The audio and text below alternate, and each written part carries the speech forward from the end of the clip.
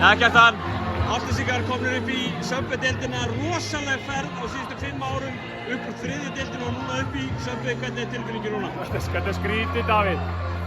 Ég veit ekki alveg hvernig það kom að í orð. Maður svona, og þessi leikur var þannig að þeir voru alltaf einhvern veginn áttu rönnið inni og maður alltaf bíða eftir þeim, þannig að maður svona fyrst núna að þora að fagna.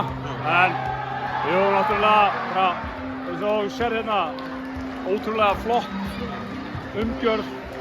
Fólkið í byggðarlaginu stendur við bakið á okkur.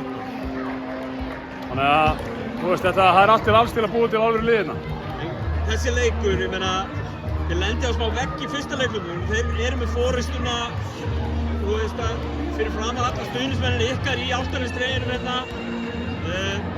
Alvöru karakter að koma tilbaka einhvern veginn og taka bara tökinn á leiknum. Já, ég er sammála því og við líka einhvern veginn gerðum það á breiddinni. Snjólfur fannst mér koma inn og breyta leiknum, skuttlaðist fyrir nokkra bolta og það svona kveikt í restina af liðinu fannst mér. Þannig að bara sýndi einmitt þennan karakter. Við vorum framan að tímabili rosa jöfnum leikjum og sumir vorum við áhyggjur af því. Ég reyndi að horfa á Björn Lund og segja að það er gott að upplifa smá mótlæti og vinna. Og mér finnst að það hafa bara styrkt okkur og líka þessi 3 töp eru búin að styrkja okkur mikið og þétt okkur einhvern veginn saman. Þannig að, þú veist, við höfum séð þetta áður að lenda undir.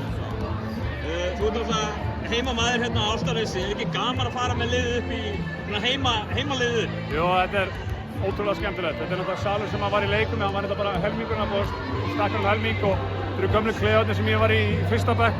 Þannig að það er rosalega gaman að upplifa þetta og sjá krakkana hérna á nesinu hafa eitthvað svona. Þetta er ógeðslega gaman og það eru krakkar hérna núna sem trúa því að þegar ég var hérna að alast upp, þá vorum við að reyna að vinna C-riðilinn alls staðar eitthvað svoleiðis. 50 flokkur kvenna Íslandsmeistari í fótbolta og núna sjáðu meistaraflokk kallaði körfubolta fara upp.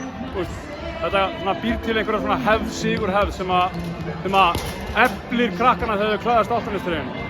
Þú talaður það í viðtalið fyrir vetur og það væri svona körfubolta alda í gangi á Álftanesi. Ég man ekki hvernig þú komst á orðið í viðtalinu, en það er augljóst fyrir kvöldi að það er eitthvað í gangi á Álftanesi. Já, algjörlega og iðkendum það, ég held að tvöfaldast eða eitthvað. Það sem er að gerast þetta, Nes er að stækka, byggðin er að stækka á Nesinu. Þannig að það er að koma mikið af barnafjölskyldum og við erum alveg með augun á því að við viljum halda áfram að byggja upp körfuknattspyrnuna. Þetta er liður í því. Ég tók þátt í þegar hitt liðið í Garðabæ fór upp og byggði sig upp og þá skiptaði mér miklu máli að hafa eitthvað lið sem að krakkarnir gátu horft upp til og ég vil meina að fólki hérna allavega stendur við bakið á okkur. Bestu þakkir, Kjartan, og gangi ykkur vel með framhaldið í sumar og hérna á næsta tímabili. Takk, Davíð. Takk fyrir.